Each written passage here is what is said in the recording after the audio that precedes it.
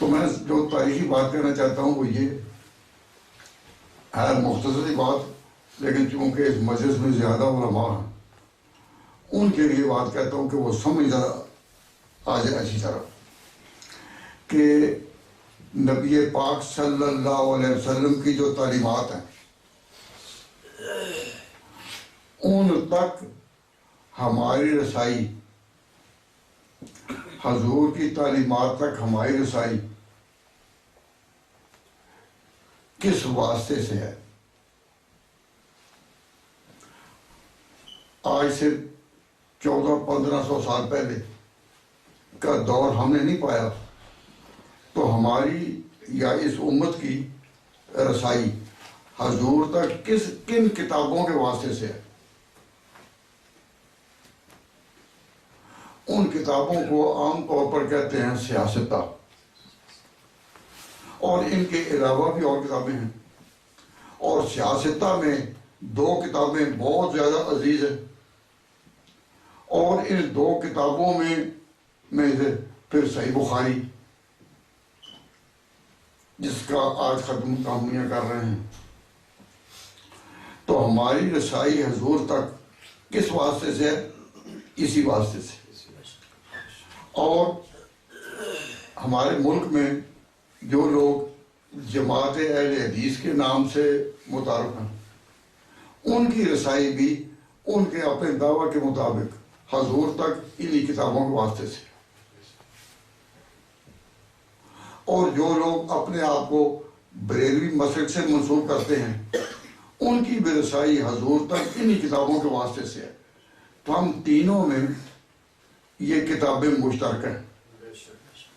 ہم تو سمجھتے ہیں کہ یہ ہماری ہی کتابیں ہیں، لیکن تاریخ کی روشنی میں یہ عرض کرتا ہوں کہ یہ تینوں طبقے دعویٰ کرتے ہیں کہ ہماری حضور تک رسائی، یعنی حضور کی باتوں تک رسائی جو ہے وہ ان کتابوں کے ذریعے سے ہے، جن کو کہتے ہیں سیاستہ، یا ان کے علاوہ امام طحاوی کی شرح معانی الاثار ہوگی، اور موطا امام مالک ہوگی، یا موطا امام محمد ہوگی۔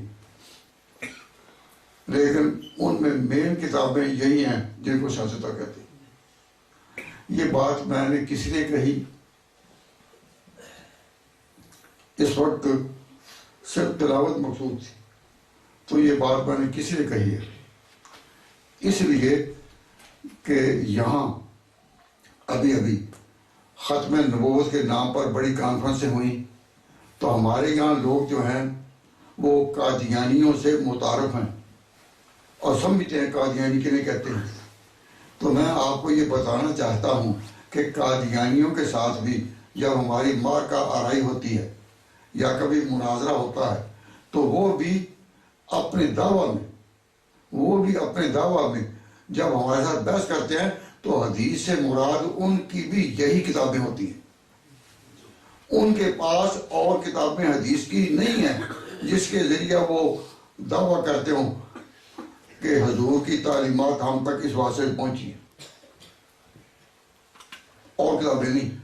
گویا کہ میں نے 3 طبقے تو مسلمانوں کے شمار کیے نا، تو چوتھا طبقہ ان کو بھی شامل کر کے میں کہتا ہوں کہ ان کے ہاں بھی حضور کی تعلیمات تک رسائی کا اصولی دعویٰ یہی ہے کہ یہی کتابیں ہیں۔ تو ان کتابوں کے ماننے والے پھر وہ بھی ہو گئے۔ جس طرح انہوں نے قرآن کریم کو اپنے اصل معنی میں نہیں مانا، دعویٰ رہا، اسی طرح انہوں نے ان حدیث کتابوں کو بھی اصل معنی میں تو نہیں مانا، صرف دعویٰ کے اعتبار سے۔ اور پھر جب کبھی ہمارے عیسائیوں سے بھی مار کے ہوئے، انہوں نے بھی ہمیں بعض تعلیمات کا ملزم کیا، ہمارا یہ عقیدہ ہے، تو ان کے ہاں بھی ہم نے صفائی بھی دی، لیکن کتابیں یہی زیر بحث آئیں جن کو سیاستہ کہا جاتا ہے۔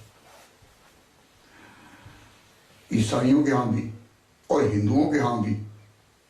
یہ جب پنڈت دیانند کے کسی موسقز نے رنگیلا رسول لکھی تھی انڈیا میں، اور وہ غازی علم دین کا قصہ پیش آیا، اس وقت بھی اس کے حوالے انہی کتابوں سے تھے۔ تو پوری دنیا میں ہندو ہوں یا عیسائی ہوں یا مسلمان ہوں یا قادیانی ہوں، جس نے بھی کبھی حضور کی تعلیمات پر کوئی ردن یا قبولاً ہم سے بحث کی تو کتابیں یہی ہیں.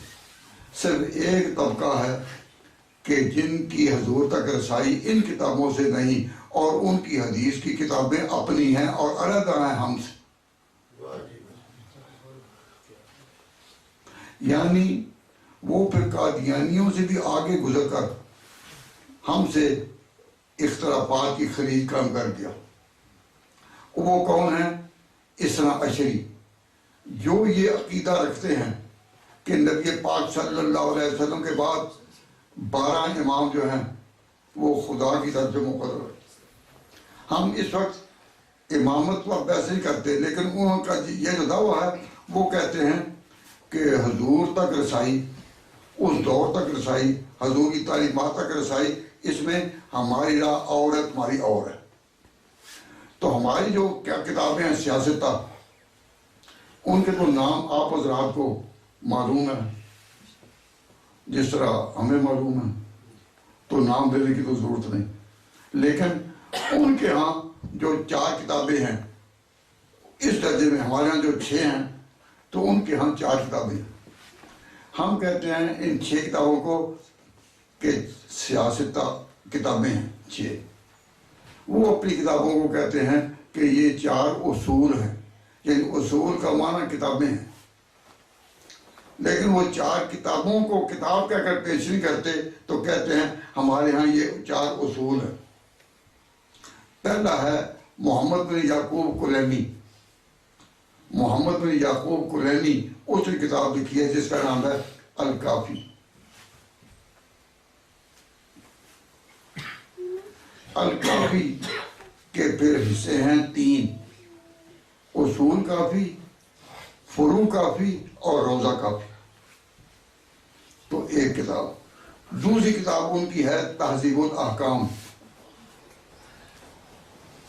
جو علی ابن ابراہیم امی کی ہے. تیسری کتاب ان کے ہاں ہے، نہیں میں کیا کس طرح پڑھنا، ہاں ٹھیک ہے، نہیں تہذیب الاحکام کا نام دیا. اور پھر ان کی کتاب ہے من لا یعظ الفقیہ. یہ جو تہذیب الاحکام ہے یہ علی ابن ابراہیم امی کی نہیں، یہ توسی کی ہے. اور جو چوتھی کتاب ہے آل استدسار فی ما اختلف من الاخبار، وہ بھی محمد بن حسن توسی کی ہے. کہ الکافی محمد بن یعقوب کلینی کی، تہذیب الاحکام اور آخری کتاب آل استدسار یہ محمد بن حسن توسی کی، اور من لا یعظ الفقیہ وہ ابن باویہ قمی. علی بن ابراہیم قمی جو ہے وہ استاد ہے کلینی کا، وہ میری زبان سے یہ اس وقت بات نکل گئی تھی. تو ابن باویہ قمی، تو ان کے ہاں وہ 4 کتابیں ان کو کہتے ہیں اصول اربع. اصول اربع 4. تو ان کی رسائی ان کے لیے بالکل رسائی اور لائنوں سے، اور ہمارے ہاں دین کی حضور تک رسائی اور پورے دنیا کے ہاں حضور تک مسلمانوں کی رسائی انہی کتابوں سے ہے. تو ہماری ان کتابوں پر گویا کہ پورا عالمی ایگریمنٹ، عالمی اجماع ہے اس پر کہ پیغمبر اسلام کی باتیں جو ہیں وہ معلوم کرنی ہو، کوئی مخالفت کرے یا موافقت، لیکن حضور کی تعلیمات وہی ہیں جو ان کتابوں سے آئی ہیں. اور جو ان کتابوں کے ہاں گرد ڈیرا ڈالے ہوئے ہیں وہ حقیقت میں اس صحیح طریقے کو سمجھتے ہیں کہ ہماری حضور تک رسائی اسی واسطے سے. اور شیعہ کے بارے میں یا اس نام سے نہیں، اس اشریوں کے بارے میں سب کو معلوم ہے علماء کو کہ ان کی لائن اپنی ہے، ان کی کتابیں اپنی ہیں. جس طرح ہمارے ہاں صحیح بخاری کی شروع ہیں، ان کے ہاں محمد بن یعقوب کلینی کے اصول کی شروع ہیں.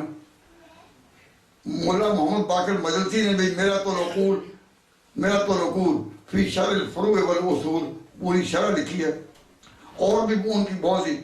تو وہ اس میں لگاتے ہیں، اس میں اور ہماری کتابوں میں کیا فرق ہے.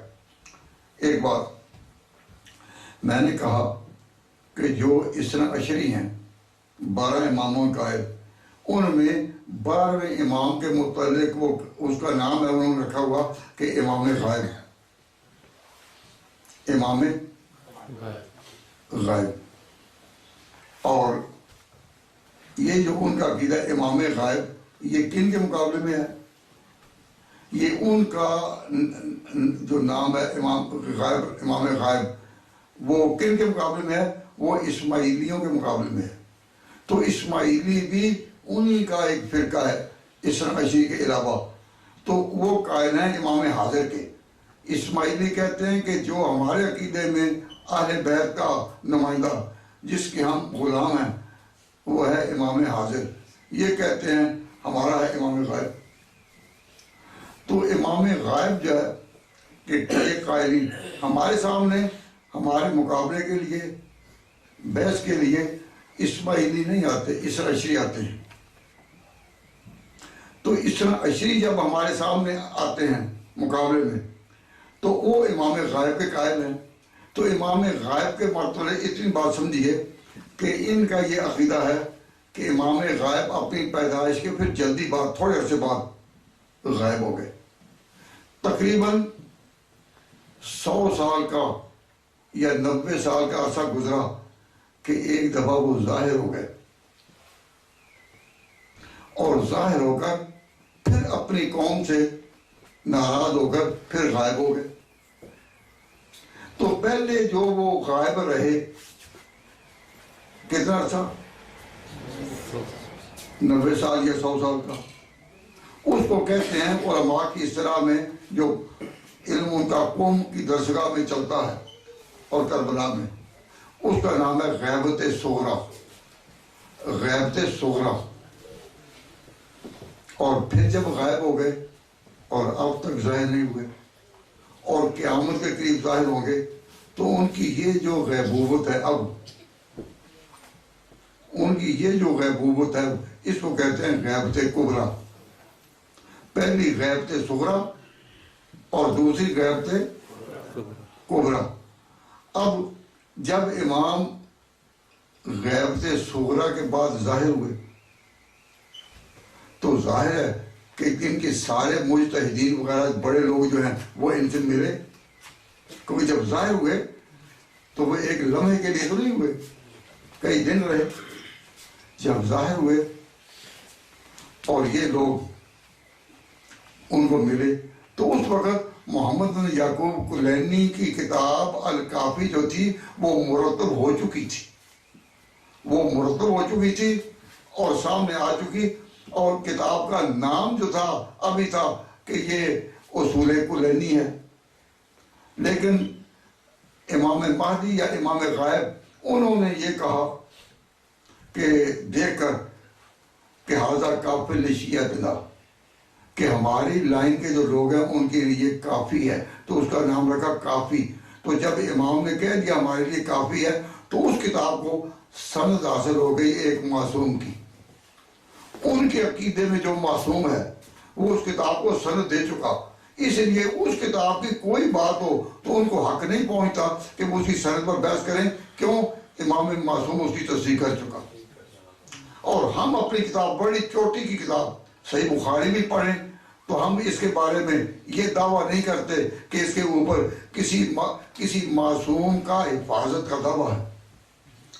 اللہ نے اس کتاب کو محفوظ رکھا بہت شانوں کے ساتھ اور اب تک یہ پڑھائی جا رہی ہے. یہ تو اللہ تعالیٰ کی طرف سے ایک تکوینی سایہ ہے اس پر، لیکن قانونی طور پر علمی طور پر اس کی ہر بات ہمارے لیے حجت ہو اور ہم اس کا انکار نہ کر سکیں ایسا نہیں. ہمیں بات پر اختلاف بھی ہوتا ہے. میں اگر وہ اختلاف بیان کروں تو پھر وہ بڑا وقت لگ جاتا ہے درس پر. آج آ رہے تھے تو مفتی صاحب نے کہا کہ ایک میری یہ خیرپور میں ایک دفعہ بخاری شریف پہ ختم ہوا تو اس میں جو میں تو یہی تھا لیکن جو تقریر کرنے کا موقع ملا وہ اس نام سے وہ تقریر چھپی ہوئی ہے کہ تقریر ختم صحیح بخاری. تو ہمارا جہاں جہاں اختلاف بھی ہوتا ہے ان سے وہ کیوں؟ اس لیے کہ اس کے اوپر معصوم کا سایہ نہیں. ان کا دعویٰ ہے کہ الکافی پر معصوم کا سایہ اور وہ معصوم بھی پھر کیسا آیا. جب غیبت صغرا کے بعد آیا اس نے اس کتاب کو سند دی کہ یہ کافی ہے. اب اس کی سند کے بعد پھر اور کسی سند کی تحقیق کی ضرورت ہی نہیں. وہ تحقیق تو اس لیے کافی کے نام سے جو روایتیں بھی کبھی آپ کے سامنے کوئی صاحب لائیں اور کوئی کہے کہ یہ کوئی ضعیف ہے تو کہ تمہارے ہاں یہ تصور ہی نہیں اس کتاب کے بارے میں، کیونکہ 12 اماموں کا جو نمائندہ تمہارے ہاں معمول من اللہ اور مفتر طاعت ہے، اس نے کہہ دی کہ ساری چیزیں صحیح ہیں. تو میں اس بات کے لیے کہتا ہوں کوئی ہم سے پوچھے کہ سب سے بڑا اختلاف حضور تک پہنچنے کا تمہارا کن کے ساتھ ہے، تو کہیں کہ یہ اثنا عشریوں کے ساتھ ہے. سب سے بڑا اختلاف، اتنا کبھی اختلاف اور کسی سے نہیں. عیسائی، ہندو، قادیانی بھی جب ہمارے ساتھ کبھی بات کریں گے اور حضور کی بات کوئی دیر پاس آ جائے تو ان کی راہ بھی یہی ہے کہ اسی سے ہمیں حوالہ دیں، اور ہماری راہ بھی یہی ہے کہ ہم جواب دیں اور بسمائی پیش کریں.